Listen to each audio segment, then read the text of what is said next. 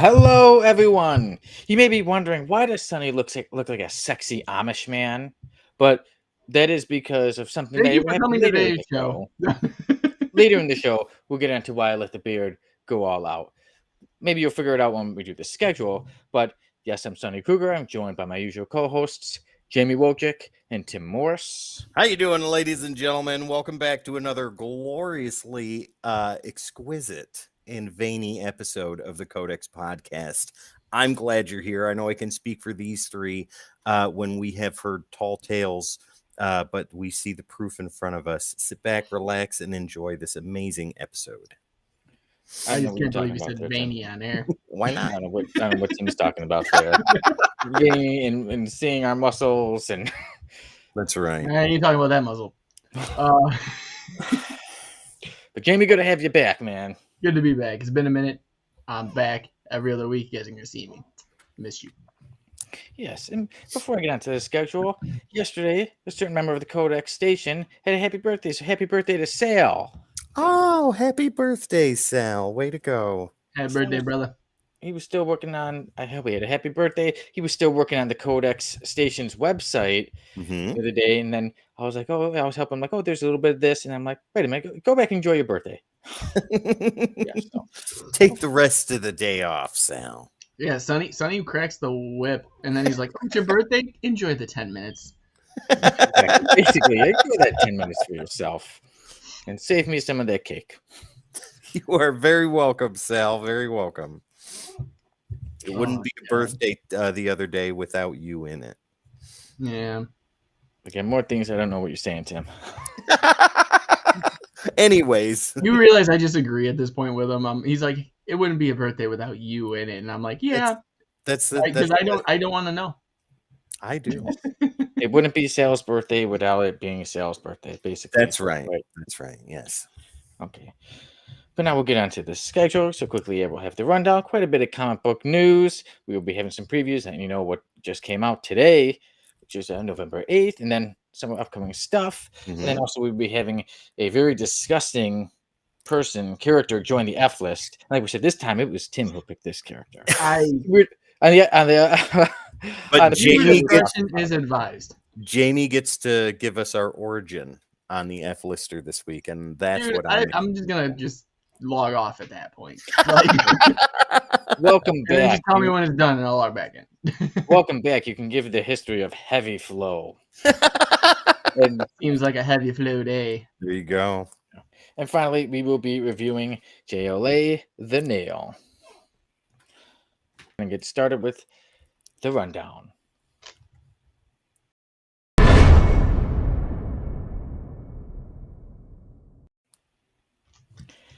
First, we found out in the news that Peter Parker and Mary Jane will be living the married life with their kids in Ultimate Spider-Man #1, which is set to come out January 10th. A lot of people seem to be very excited about that. It's nice to see Peter and MJ living the married life. They seem pretty happy, but something's got to happen in the comics. Something's going to happen. But also, we had some sad news, and that was that the actor Richard Mall passed away at the age of 80. He's most known for playing in the show Night Court. But what some people don't know is that he also did a lot of voice acting, including playing the characters of Two-Face in Batman the Animated Series and Scorpion in seasons 4 and 5 of Spider-Man the Animated Series. So may Richard Mall rest in peace. But there was some good news, and that was that James Gunn was confirmed that Creature Commandos, their release plans is set to be the same. There was rumors saying, it's pushed back. And he said, no, it will still be 2024. And then there was quite a few rumors going around. Tim was spreading some gossip. But some gossip that I like. I heard that The Question is in early development of getting a DCU series. And also one thing I've been hearing about in some of the comic groups is that Hugh Jackman and Tobey Maguire, people are saying that they are set to lead the Secret Wars movie, which it's cool. It's fun to hear, but I mean, it's going to be a long time before that one comes out. Yeah, that's true. So what about any of that stuff that was getting you guys excited? Anything you wanted to talk about? I'm excited for Spider-Man, Ultimate Spider-Man, but I know there's a lot of people that are hating on it because of the fact of how Ultimate Spider-Man ended and how they're just bringing Peter Parker back. So, from what I understand, that Ultimate Universe is its own thing, but It's separate from the original Ultimate Universe yeah, it had. But no one understood that at first, so there was a lot of hate going towards it. I'm excited. We're getting that story that everyone wants, where it's MJ and him together. I mean, we've had like what was it, Renew Vows? Mm-hmm. That line, but it didn't hold up to what everyone expected. Yeah. But hopefully Well, you got Jonathan Hickman on it. I mean, he's a world builder.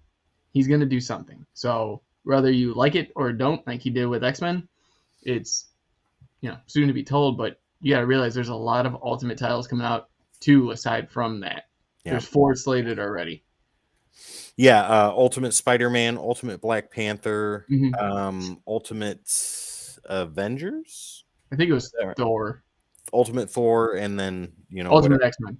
Yeah, Ultimate X-Men. There we go.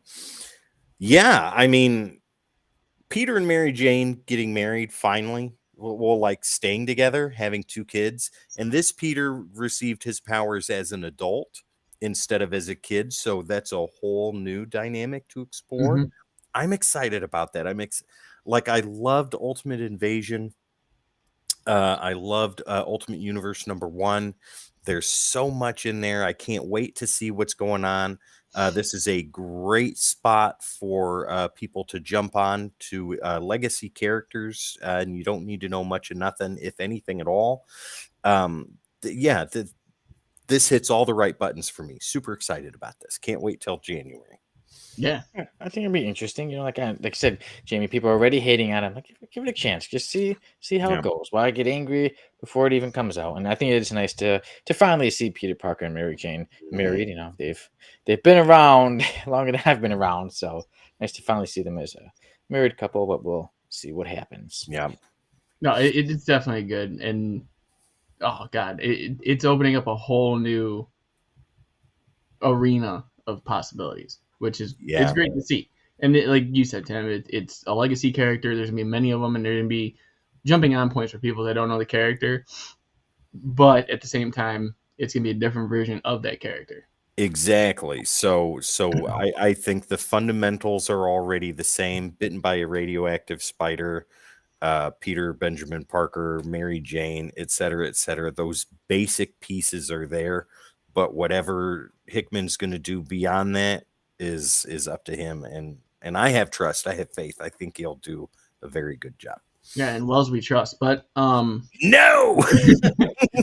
Maybe we'll see like a new villain or somebody new, like a new character that becomes big later on.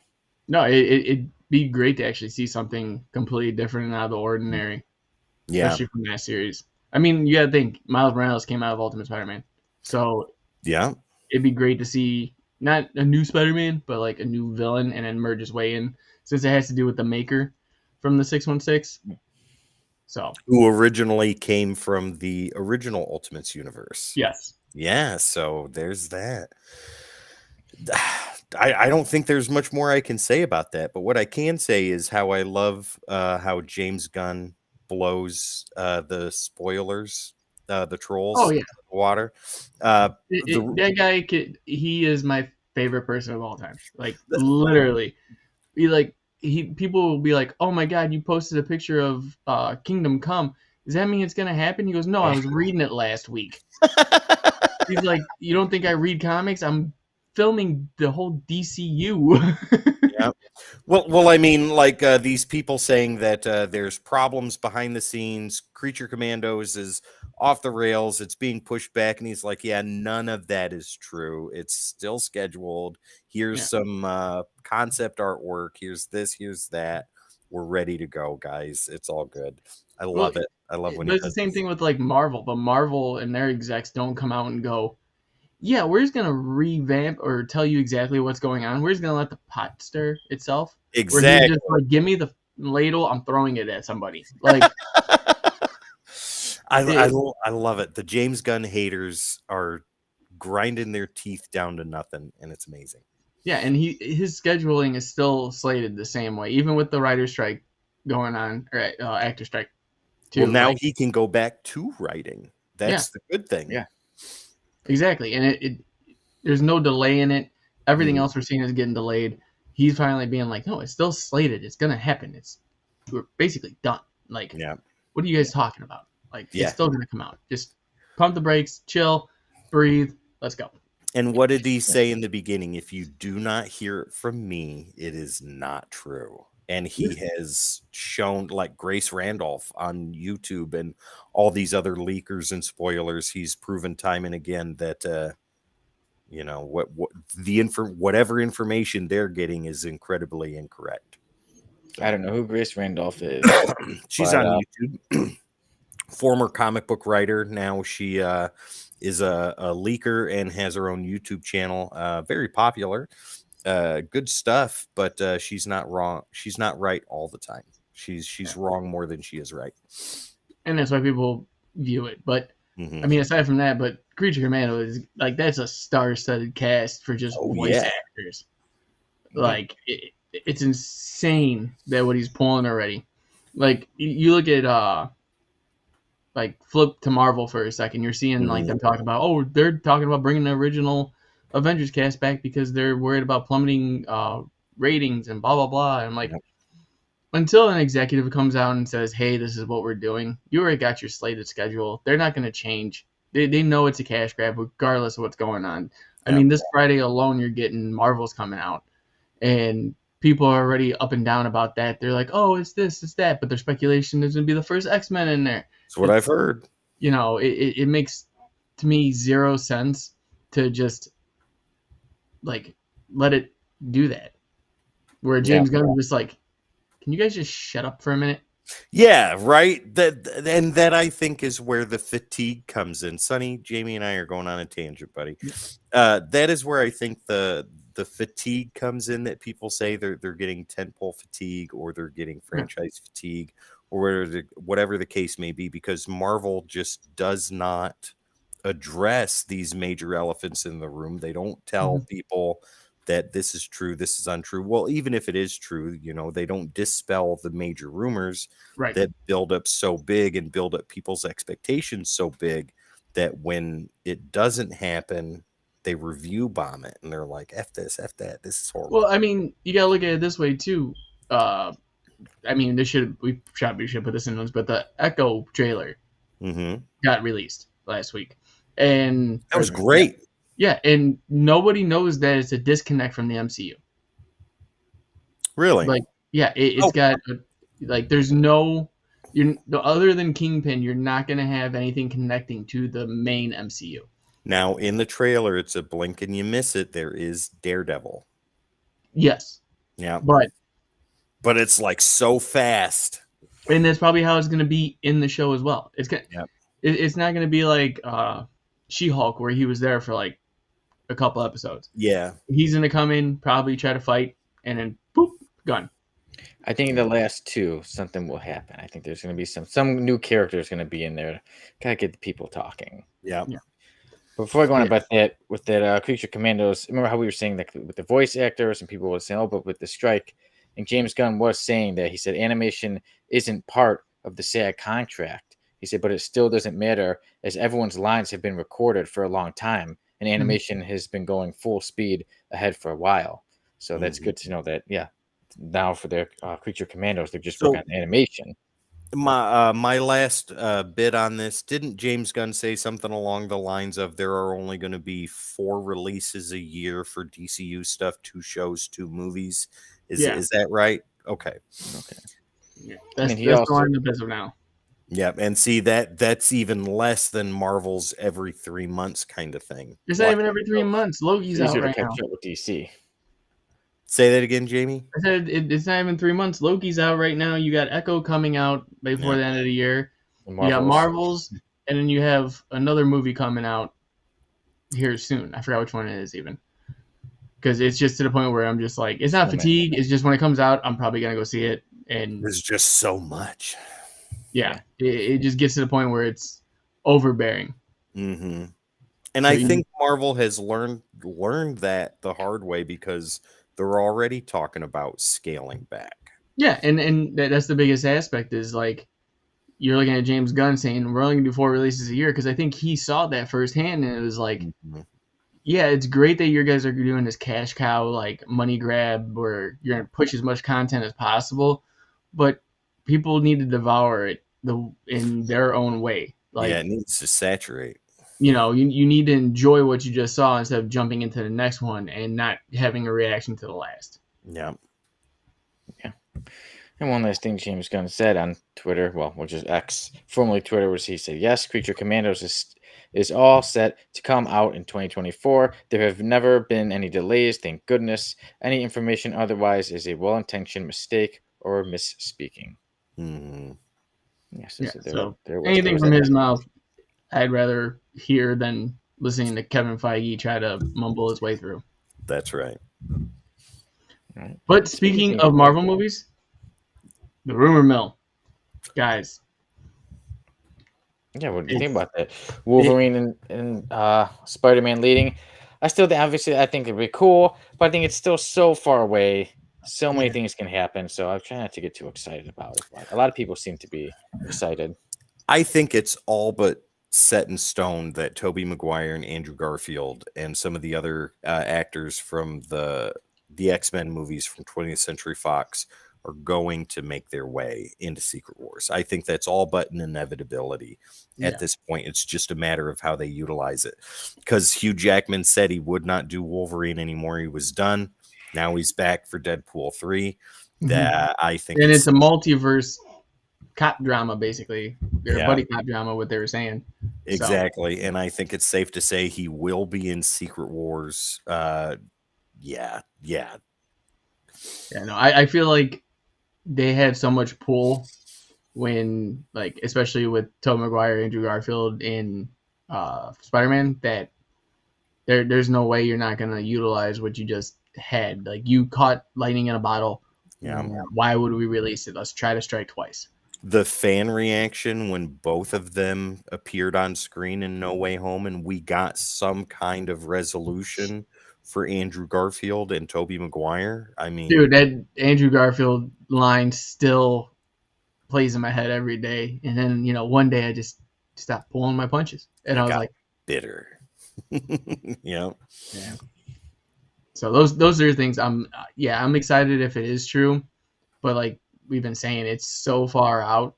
Like when they announce their slots, it's like if it isn't within the next 2 years, I don't pay attention. Mm-hmm. Yeah, they will change it. They will move something. It makes no sense to me. Like, why would you go that far out and not give people a better taste of what? Like they were even saying with Thunderbolts that it was going to be shortened. Lengthwise? Yeah, like the length of the movie? Yeah. They were saying that it was going to be cut down or it was going to be turned into a TV series. Wow. I know Marvel's is set to be the shortest MCU movie, they said. Yeah. So far. And Dan, you are right, buddy. Marvel started going with quantity over quality. Yeah, but we talked about that just a minute ago, where I think they're seeing the forest for the trees in that regard, and they're changing their tune. Yeah, there's a switch in the winds there. Yeah, exactly. But yeah, I'm excited for everything that's coming out. Like I'm still indulging it. It doesn't matter. I'm still gonna go see it. It's just a matter of I'm not looking at the further dates. I'm just looking at what's coming up. Right. Yeah. So I mean, but the Secret Wars, it's so far away. Yeah, like so much can change. So much things can happen in the world with everybody acting. Like that's still one thing where I think is like, so like let's see, this person wants to do it. Who knows what's going to happen in 5 years? Mm-hmm. Yeah. Now, if that Question series comes up, the Question is one of my favorite lesser-known DC characters, and if they do it with Renee Montoya or the original Question, I am good either way. I'm perfectly fine with either one of those. Tim is gonna be so excited. He's gonna be pounding things, and he's gonna break his left wrist again. The other wrist. Yeah. I feel like it'd be a cool take to have. Sorry, it's a tangent, but I've been thinking about this a lot. Like with the Question series, have it start off with the original, and then something happen where Renee Montoya has to take over and figure out the rest of the case. Oh, that would be great. Jamie, write the script, send it to DC, be done. You know what I mean? That would be, even if it's say 6 episodes, right? Yeah. The 3rd episode, Oh, the original question dies. We see Renee Montoya at the end pick up the mask, and then be like, "Well, someone's got to figure this out," and then her Victor take over. Sage. Victor Sage. Yeah. Victor Sage. Yeah. But then I couldn't remember the last name. I wanted to be like, Yeah, God. I couldn't either. So, but like, and then Renee Montoya just like find the clues that the question left. Yeah. Of his like killer. It'd be perfect. Why are you still on the podcast? Write the script and send it to James Gunn and be done. I just pitched it to Sonny. Sonny, get it right. There you go, son of the writer. There we go. Yeah, and then one thing too with it being DC is that it could be longer. Like the Marvel series, they said they're usually like 6 episodes, whereas I think Peacemaker was like 10 or 8 or 10, something like that. Or they're a little bit longer. Same thing with like Titans and somehow Doom Patrol's still on. It just started a new season. I didn't even know it was still going. I think this is their last. Yeah, but they're usually anywhere from 8 to 12 episodes. Cool. Yeah. So who knows when the question will come up, but I think it's safe to say we're all pretty excited for that. Mm-hmm. Now let's talk about some comic books we're pretty excited for, some previews. What got you guys excited about which is coming out this week or next week? Anything? Jamie, you want to go? Batman Mind Bomb, which is Batman 139.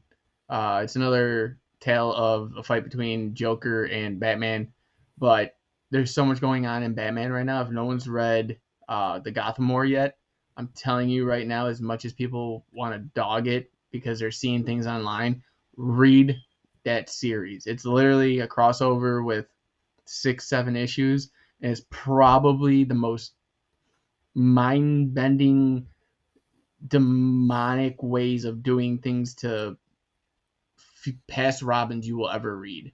That's great. The thing he does to Jason Todd is the most unforgivable act I've ever seen Batman do. Wow.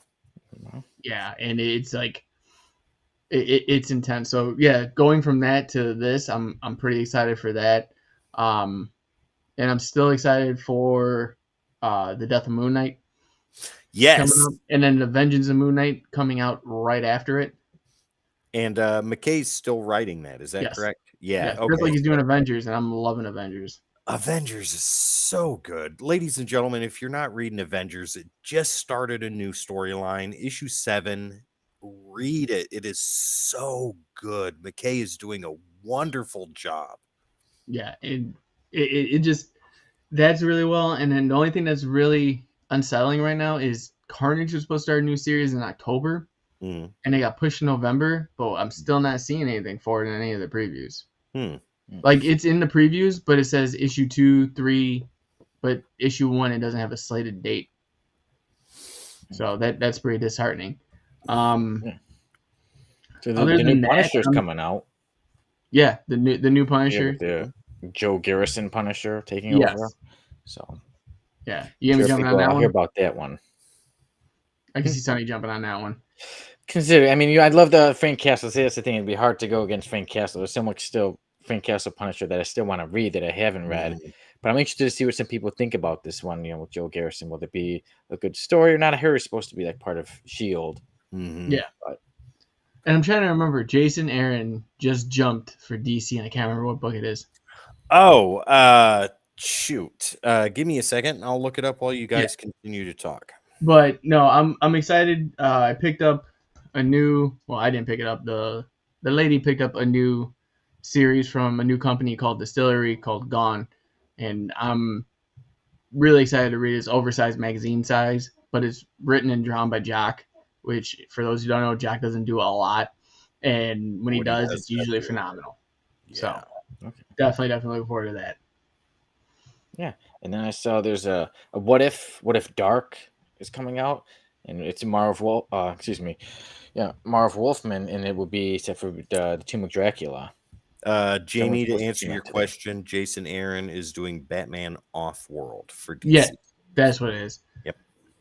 Yeah. Sorry, the What If Dark series has been really good. They did What If Dark Venom, Moon Knight, and I think that's it so far. And Tomb of Dracula is coming out. They did Spider-Gwen. Yes. Yep. Yeah. Loki. Did they do Loki? I don't remember them doing Loki. Yep, Loki was in the late spring, early summer. Okay. Yep. That makes sense then. Sonny, is there anything else you're excited for that's coming out? One thing I saw that there was going to be a reprint of TMNT, The Last Ronin, issue number 1, that they're going to have a reprint of it out. Ooh. Yes, and because they're coming out with the second part of The Last Ronin, which at that point you should have just left it.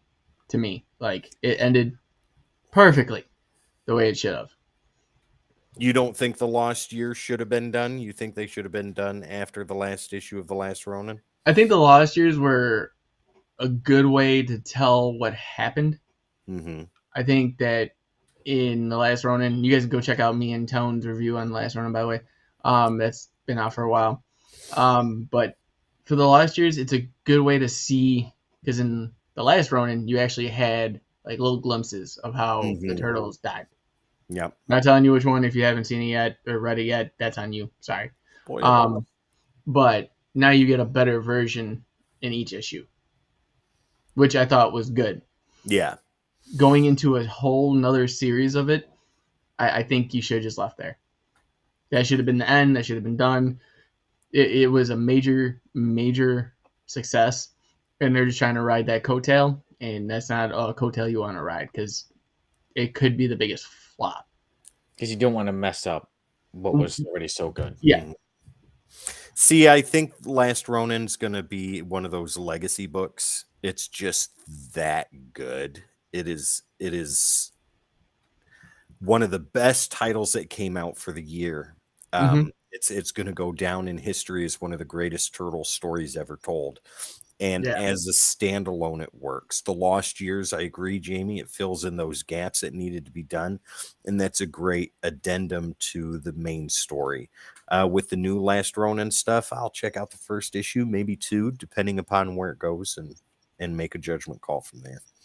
Yeah. But yeah, Sonny, if you're going to get the reprint, I would highly recommend it. Yeah, we'll check that out. Yeah. Let's see here. Death of Moon Knight, JLA versus Kong versus Godzilla. Guys, if you're not reading that, that is the popcorn slugfest of the fall. Amazing Spider-Man, if that's your cup of tea. Gang Wars coming up. It's not for me, but if it's for you, by all means, go check it out. Fire. Beyond that, the new Punisher, I think that's something I'm going to pass on. I haven't read Punisher in a while, so I'm not well versed in what's been going on the past 10 years. I don't feel like catching up. And even though this is a great starting on point for new readers with a brand new character like you, Sonny, I've got too much history with Frank to just drop him like that. So I'm not going to do that. Superman, ladies and gentlemen, if you are not reading Superman, I think that is one of the best, if not the best, DC title out right now. I think it's that in action. Yes. I'm glad you said that. I think both of those are better than Zdarsky's Batman. As good as it is, I think Superman in Action Comics are right on top. And in action, Jamie, are they not going back to War World? Or it's the same creative team that did that major storyline? Is that right? They're going back to War World. Oh, if you guys didn't read that when that was going on, that was wonderful. I think that was last year. Yeah. That was a great story. And for them to go back to that, that is even more spectacular. That I think is one of the best, most recent Superman stories in a long time. Superman right now is going really great. Williamson is doing a wonderful job. Hawk Girl is something I always recommend. Green Arrow, I think, just finished. So those 5 issues are out. I think you got, if I'm not mistaken, do we have 2 more or 1 more? No, I think they got an ongoing. That's even better, because when it first came out, it was just a mini, but it's so It was supposed to be originally 5 issues, and they pushed it to 7, kind of like what they did with Poison Ivy, and I think they're pushing it to ongoing, if I'm not mistaken. See, and I like that approach that DC's doing right now. They're doing it, they're scheduling it as a mini, gauging interest, seeing how well it does. If it does well over the mini, it gets extended another couple issues and then gets pushed to an ongoing. That's Poison Ivy originally was 4 issues. Yeah, and then they pushed it to 8, I think. Yeah, and now we're at 17 or 18. Yeah, same creative team too, and that's amazing. That's another thing DC's doing really good right now is they're maintaining creative teams. They're not shifting things too much. Yeah, like every other arc was a different creative team, and it was just annoying it at me. Exactly, it's working. You're getting a concise, well-maintained story from point to point, and it's wonderful. DC is my top publisher right now, with Independence underneath and Marvel a very distant third at the moment. Speaking of Independence, let's see here. The Sacrificers is still ongoing right now. That's great. Barnstormers ended a month or so ago. We were talking. Which one? Fish Flies. Fish Flies. I haven't heard of that. Jeff Lemire. Oh my god! It's on the second issue. If you're not reading it, pick it up. What company's putting that out? Image. Ooh, nice. Even better. Spawn, still $2.99, guys. If you want good superhero, horror, science fiction, fantasy. Mighty Morphin Power Rangers: The Darkest Hour, which is going to be in a year-long event. Oh, does that mean that we get to do a year-long review? Yes. Wonderful.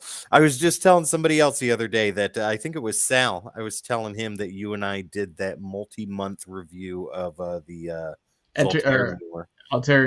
Yeah, Altarian War. Yeah, that was a lot of fun. And we were reading the separate titles, and no one knew what the other titles were about. Yeah. So we were just like, he'd go, or Tim would go, and I'd be like, that fills in so much for me. And then I explained mine, and Tim's like, oh my god.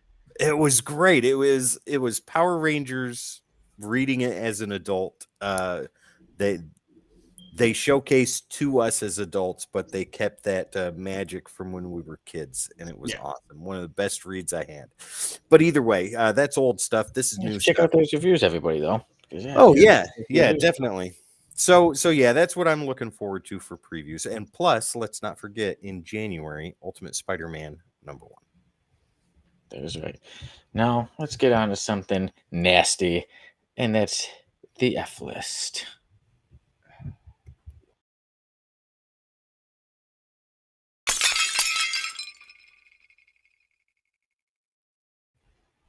I don't want to. Today, Heavy Flow joins the F list.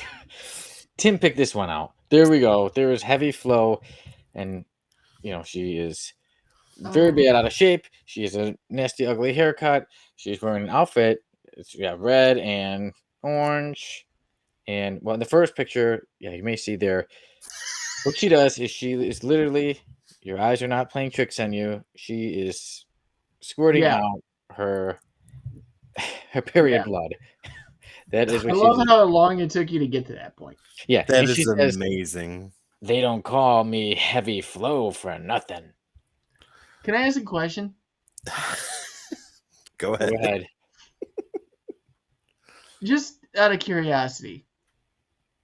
Two things, actually. Two questions, because now they're coming to mind. One, what is the character from? Savage Dragon. That makes sense. Created by Eric Larson, ladies and gentlemen. And two,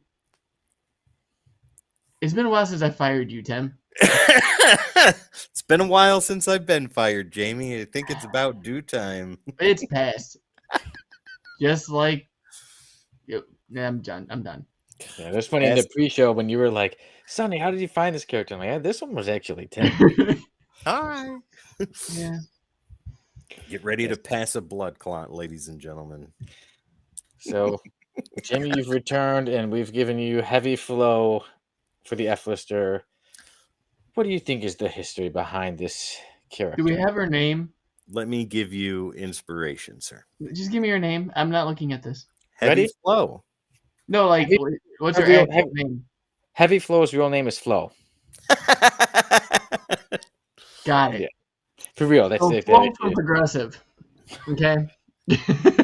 No. Give me a second. I'm gonna come up with something off the top of my head here. Off the top of your head. I can taste pennies for some reason.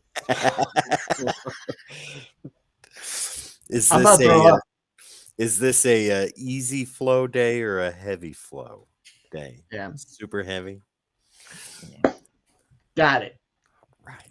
I don't want to say it, but I got it. tortured as a middle school kid. Flo did not catch up to puberty like everybody else. Picked on every day. She vowed her vengeance against the ones that tormented her. I may end up regretting this, Sonny. I think I have How would chosen she get her poorly. vengeance, Jamie? By accident falling into a vat of chemically infused tomato juice and hitting puberty at the same time. I can't do this. She now torments the ones that tormented her with the ability of heavy flow. Falling into a vat of chemically induced tomato juice, Flo at the same time started menstruation. There she vowed to get back at all the rotten kids that picked on her in high school. Ladies and gentlemen, Heavy Flo. Yeah. After she gained 600 pounds, too. Yeah, in theaters in 2026. Oh my God. Don't ever make me do that again. My head hurts. Oh, I see in the comments, Dan Kelly said that her last name is Rita. Florida? Florida. I always see what you did there, Dan. Clever. Y'all are stupid. Oh my God. There's no T. None. More bullying for Heavy Flo, but she deserves it because she's bad. Yeah. She's disgusting. Should I give you some little history on Heavy Flo? Just stop. Sorry. I like that. Cloak. But just so you know, everybody, Heavy Flo is deceased. Oh, she's no longer with us. Did it happen in that panel? There we go. Right there, you see Heavy Flo. The cause of death was Heavy Flo's head was punched. Yeah, her head punched into a bloody pulp by Melvin Belko. Wow. I'm getting this one end, comes out the other. Yeah, so there you go. Yeah, she was squirting her blood at Melvin, and then he literally punched her head off, or basically beat it to a pulp. I'm getting some of this info from wiki.savagedragon. Tim is never allowed to pick another F-lister. If I see these in the wild, I'm going to send them directly to Sonny, and yes, absolutely. CGC. Anybody, feel free to send me these F-listers. You know, I love the F-listers. Sonny, I think you're gonna regret that down the road. I'm just gonna get nonstop. It always gives me a good laugh. I got one of these. I don't know if I can do this. I got Brown Bomber and Flo. Yeah, well, first appearance of Flo, have Heavy Flo, 9.8. Yeah, so Heavy Flo was first appearance was in Savage Dragon 32, and her death was in Savage Dragon 202. She also appeared in Savage Dragon 144, and yes, she is a villain. She was a part of the Vicious Circle. She's around 6 feet tall, and her base of operations is in Chicago, Illinois. She would be from Chicago. That sounds like a Chicago person to me. Well, little history. Heavy Flo became one of Freak Force's bounties, bringing her in when Savage Dragon, had been abducted by the Fiend and his soul sent to hell. Many years later, she was similarly arrested for the price on her head, this time by a freelancing dragon. On a raid on a Belko factory, she is shot with Freak Out and is depowered. So I guess she was no longer able to menstruate because that's literally her only power. Her head is then punched into a bloody pulp by Melvin Belko, killing her. And yeah, Heavy Flo, that's literally her only power. She can't do much because it is literally just when she is at her time of the month. She works it like so it's a monthly character. I only work 2 days a year or 2 days a month, whatever. And that's why she was only in 3 issues. And like I said, eventually thought she could take on that big guy Melvin, and he literally just punched her freaking head in. My God. And that was the end of Heavy Flo. You know, nothing really about her past. So Jamie, you may be right. Yeah, just go with that. They may ask you one day. Image may ask you to write her origin story. Say, hey, here you go. And then Jamie, you write it. Dan Kelly, you get the privilege of drawing Heavy Flo using her powers. I don't like this anymore. So what I'm going to do is, since we're talking about liquids, I want to stop real fast and talk about a liquid that we all enjoy. Oh. Ladies and gentlemen, real fast, we want to talk about our sponsor, W Energy. Guys, go check out W Energy at w.gg. It will not give you a heavy flow. No, but it will give you the energy you need to get through the day like we use to get through these shows. And right now, if you use the keyword code -X at checkout, you're going to save yourself 10% on any order. So remember, use the keyword code -X at checkout, save yourself 10%, and get the energy that we have to make it through these shows and these long, long weeks. Definitely worth it. No jitterness, no bad aftertaste. We all here have tried it and love it. Right on. Jamie, you're not getting away from heavy flow that fast. Do you think heavy flow can make it out of the F list? No. For me, it's a no. Definitely not. She is long since deceased. So if she even had a chance, like the resurrection would have to be like, I'm done. Never mind. I just had a thought and I need to let it go because I'm not saying it on air. Wow, that's amazing. We're gonna hear that off air, ladies and gentlemen, but it'll be secretly recorded. I laughed in my head, but I'm like, I can't say that out loud. Just let's see. Dan says, I know what someone is getting for their Secret Santa's gift. Secret Santa gift. But Dan's got Which one of us? Dan's got the proverbial maxi pad on top of the cake right here. Her favorite song is Even Flow by Pearl Jam. I was about to start singing that. That's amazing. But I didn't know if that would work. I was going to say she was a groupie for Pearl Jam at one point, but wow. I didn't know how to transition off that. She is the inspiration. She is the inspiration for PMS Avenger in The Mystery Men. She's done a lot. Oh, heavy flow in her 3 issues and her heavy flow until her head was punched off. All right. And now, the thing we say, heavy flow, her disgusting self stays in the F list. Locked away for good. Sounds Keep good. her in the bathroom. That's where she needs to be. Clearly. She went through menopause. Now she's done. How would her head grow back? I don't know. It's like Deadpool coming back from a single cell or a single drop of blood. In her case, a lot. Wow. There you go. We don't think heavy flow gets out of the F list, but who knows? Maybe one day she will come back from the dead. But either way, heavy flow and all of her blood can stay behind. Because now it's time we move on to our review. And everyone, today we are reviewing JLA, Justice League of America, The Nail. There we go. And as usual, Tim will start us off with the credits. All right, ladies and gentlemen, this review has been a long time coming. Justice League The Nail, it's an Elseworld story, came out in 1998, and art and writing both go to Alan Davis. Inks go to Mark Farmer, colors to Trish Mulvihill, and letters to Patricia Prentice.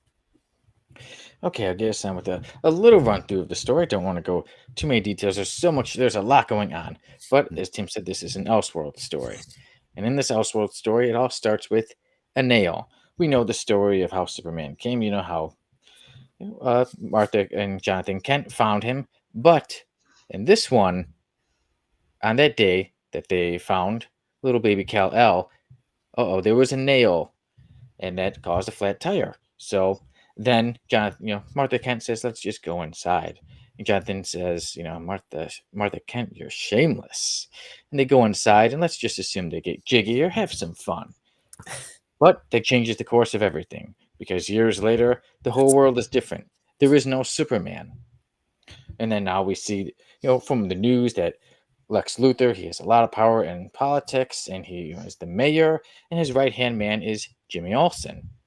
And we also see that Oliver Queen, Green Arrow, he is, before, during one of the missions, you could say, in the Justice League, he was badly injured. He lost an arm, he's in a wheelchair, and he is miserable, and he is nowhere near in the state of mind that he regularly is in. And then you have the Justice League. They're talking, they're trying to figure out what's going on because on the news it's trying to make it out that, as they're called, metahumans, that everyone's superheroes, that they're saying, oh, that the superheroes, they were good for the world until they started fighting each other. Now the world's in the worst place. And the crew's putting out all this propaganda against us. So they do some investigating into it. And as this goes on, the Joker is suddenly out of prison. The Joker and many other Batman villains are free, and they get Catwoman. And so Batman, Robin, and Batgirl go to confront them. And the Joker, he has these like electric, I don't know if you'd say gloves or something, but gauntlets, perfect word. So the Joker has these gauntlets, and he even says to Batman, "Oh, someone gave these to me. I was given these." And they are very powerful. So he's able to not only electrocute people, but he's able to control Batman. And he says, "I'll make you watch. I don't want to just hurt you and beat you that easily." So he makes Batman watch as he murders Robin and Batgirl. And eventually Batman gets free and Batman kills the Joker, but it's caught on TV. So it makes Batman look bad, just like all the other superheroes are pretty much getting tricked. For instance, Wonder Woman goes to the White House, and then when she leaves, it blows up, and it looks like, oh, look at that, another metahuman has killed innocent people. So finally, we find out who it is behind it all, and it is actually Jimmy Olsen. Jimmy Olsen, he has many superpowers. He used a lot of the stuff from Krypton to give himself all these powers. So he's taking on the Justice League, and they eventually find themselves fighting in Smallville until suddenly, well, actually, as Jimmy Olsen's pretty much getting the better of all of them, and he has all these powers, and he's beating Batman almost to a pulp until an Amish man catches his wrist, and he turns around and he says, "Oh, you know what? Fine." He uses the the laser beam, and he burns this Amish man, but it doesn't truly burn him. It only burns off his beard, and then it is revealed that that Amish man is actually Kal-El. So the story was that since Martha and Jonathan Kent didn't find Kal-El, an Amish family took him in, so that's why he wasn't out into the world. And then Jimmy Olsen saying, "Come on, join me. We're meant to be together. We're meant to be friends, brothers." And then Kal-El saying, the Amish way, we don't get involved, but I keep feeling like I've been knowing that something is going on in the world. I can't keep it inside anymore. I can't just stay quiet. And his parents are trying to say it's not our ways. And then Jimmy Olsen's like, "Oh, this is really tedious to me. It's really annoying." And he just kills Kal-El's parents, devastating him. And then the fight rages on between Kal-El and Jimmy Olsen. And eventually, Kal-El wins. And then Jonathan and Martha Kent arrive because Jonathan and Martha, their whole life, they've been taking care of other superheroes and letting them stay at their, giving them a safe house. And they take Kal-El in, and eventually the Justice League get their newest member by the name of Superman. So that's pretty much the story of the Nail. And for me, there's a lot with this story. This was one of the stories when I was deciding on what comic books to get into. I was like, I want to get back into comic books again. And I got Justice League of America, the Nail from DC, and I got Infinity Gauntlet from Marvel. And because those stories, I enjoyed them so much, it made me want to get more and more. And now you see parts of my collection, and I host the Codex podcast and with the Codex station, so you could tell that I really liked comic books. And yeah, that one started it and got me going with it. Even with my writing, I write, and in one of my stories, well, I'll get to that part later. But what I got to this, even when I first read it around 10 years ago, what I got from this story was some things are inevitable. For instance, they were saying, it's a different world, but still, even through everything was so changed, still Kal-El became Superman because he was meant to become Superman. And I think like that in life. Sometimes we wonder, what would happen this? What if that? What if that? But some things are inevitable and some things are meant to be. And so even with my writing, with my story Dead and Dead 3, I was coming up with ideas for okay, this is the last of the trilogy. Let me throw out all the stops. And when I read this and some things are inevitable, I was like, maybe I'll throw in 2 what if chapters. And I did. So in Dead 3, there's a chapter, one's called Some Things, the other chapter's called Are Inevitable. So it was a what if. Ain't Yeah. that something? And it was inspired. This got my brain going. It got the ideas going. So JLA the Nail, yeah, not only do I love the story, not only, like I said, did I get some things are inevitable, I did love the artwork. I want to mention that when I think of late 90s and on, this is how I like to imagine my superheroes looking. I love the artwork. In here, we can see everybody. And where we're going. Now we'll get onto the page. There we go. That's how I like to see my superheroes looking pretty much the way here. For me, Justice League of America, The Nail is one of my favorite stories, probably my favorite Elseworld story, and a story that's really important to me as a comic book fan. So I think we all know that I, Sonny Kruger, am going to give Justice League of America, The Nail, 10 out of 10. I still catch that cue every time when you're about to give a 10 out of 10. You can hear it in my voice how wonderful. excited. This is why I've been excited to have us review this pretty much close to when we began the podcast. And it was just another story after another story.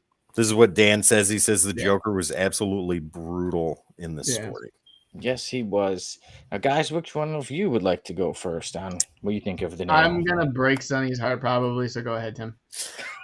Okay. Alan Davis is one of my favorite writers for comic books. I'm less familiar with his artwork as I am his writing, but I know they go together. They go in tandem. This story, Jamie, you and I were talking about this off air, that this is Civil War before Civil War, at least in the DC universe. I really love that aspect. I thought that was amazing. And Sonny, like you said, that some things are inevitable. You know, fate is fate, and there's no way you can get around it. I love the fact that this world tried to survive without any concept of a Superman, and was slowly degrading itself until Superman comes and sets the course right. The artwork is fantastic. The writing is amazing. There are major gaps that I know Jamie will go into later, so I'll just allude to that. There are gaps in the story that I wish were filled in. I would have liked to have seen a longer series than 3 square-bound issues. So what, I think there were 48 pages apiece. Something like that, yeah. Yeah, this definitely 48, 50, and 48. Yeah, this definitely could have been longer. And Jamie, I know you got a lot to say about that, so I'll leave that to you. Like Dan said, where the Joker was absolutely brutal in this series, that is an understatement. There are a lot of things left for your imagination to work through, and mine worked overtime on the part with Robin and Batgirl. Holy smokes, that was devastating. And to see a catatonic Batman in the Batcave after that, I think that's the only way it could have transpired after such a major event like that, because I think Jason Todd had already been killed by that point.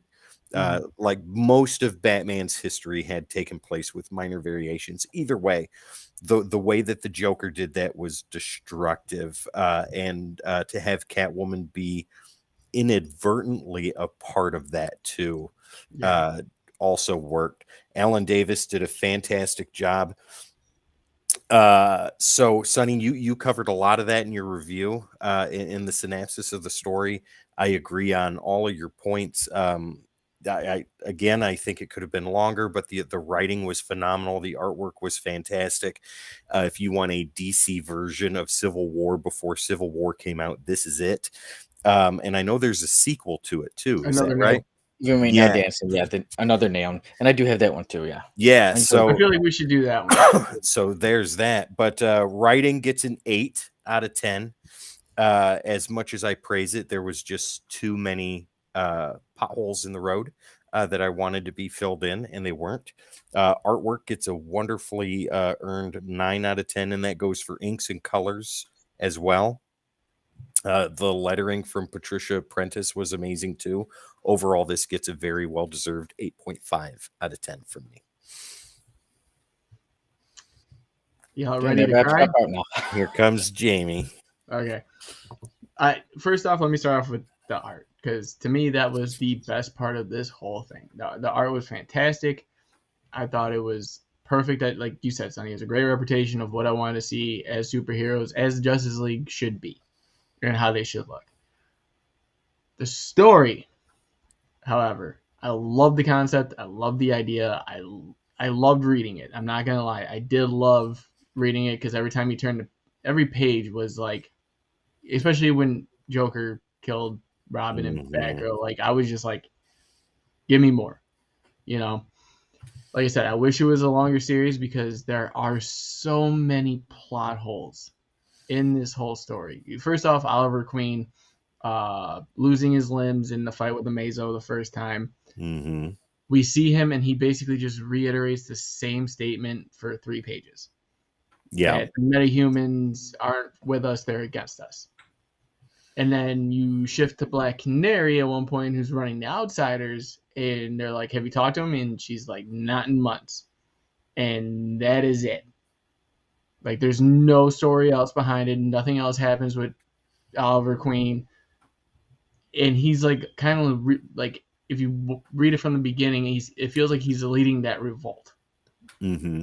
And there's nothing done with it after that. Like, he's not working with Luthor, he's not working with Olsen.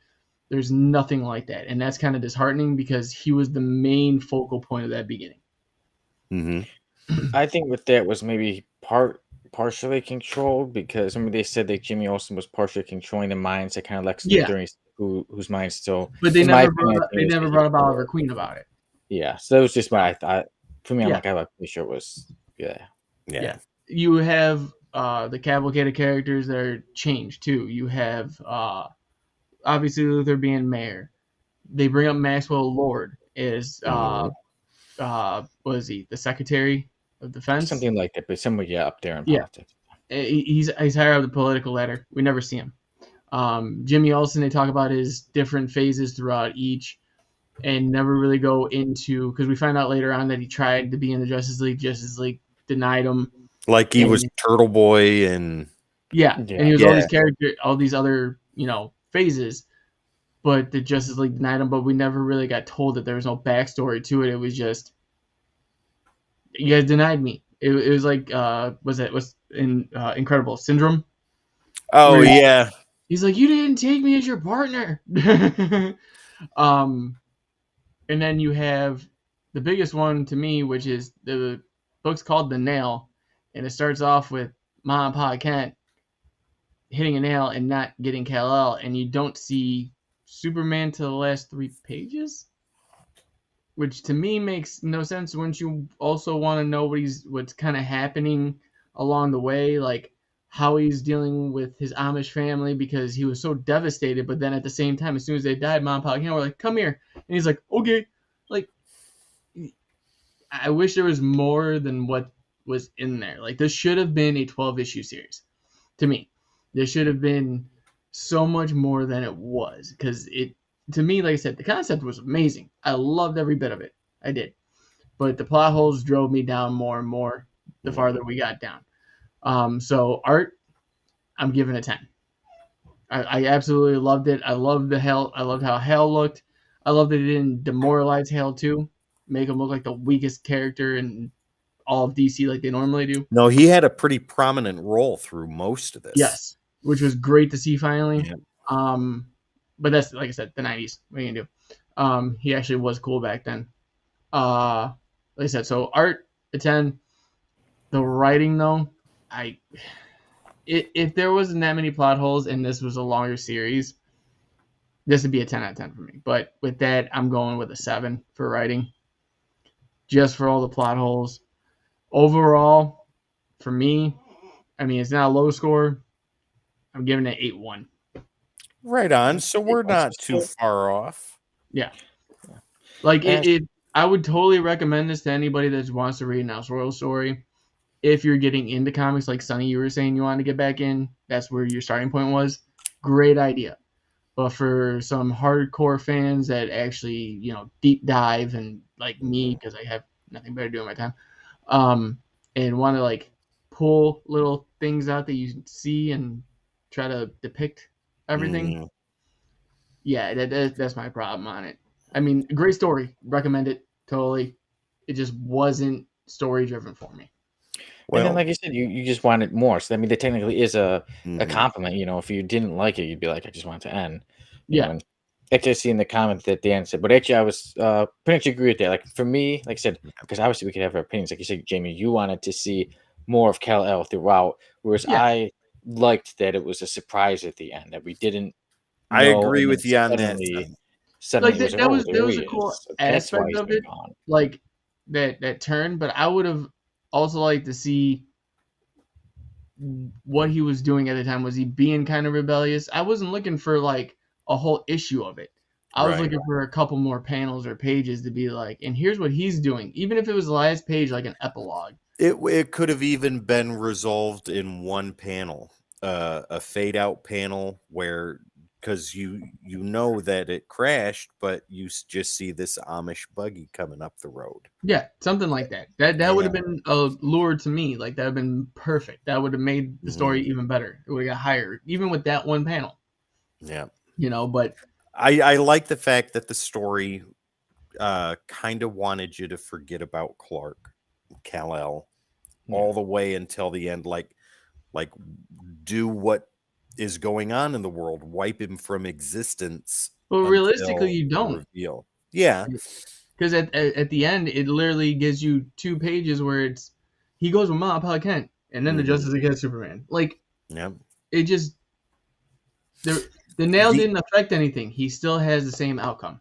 Exactly. It just delayed the inevitable. Yes. Yes, Yeah. like you said, what I got from the story, there's some things are inevitable, like he's still somewhere's going to become it. But yeah, that's why we review it. We have different opinions. So, but either way, it is safe to say that we all did enjoy JLA the Nail, and we all do recommend it. You know, for Well, some, Sonny, me, you give it a 10 out of 10 out of 10. 10. Yeah. I give 10. it an 8.5. Jamie gives it an 8.1. We're Jamie and I are right in the same wheelhouse. You're just a little higher. Yeah, but like overall, positive views from all of us about JLA the Nail. And then, like I said, Jamie, if you want more, and then too, like I did check it out too. There is the sequel, JLA Another Nail. Yeah, I think that's something we should also maybe not, because I got the next pick. Yes, the next is yours, yeah. So maybe after my next pick, we do JLA Another Nail and then revisit that. I'm okay with that. If you guys are up for it, I mean, yeah, definitely. So, with that said, the review of JLA the Nail is in the books, and now it is time for Jamie to pick the next story we will be reviewing. I'm going to go with Scott Snyder's 3-issue series, Clear. Okay. When you said Scott and then there was an S, I was going to say Scott Summers. Yeah.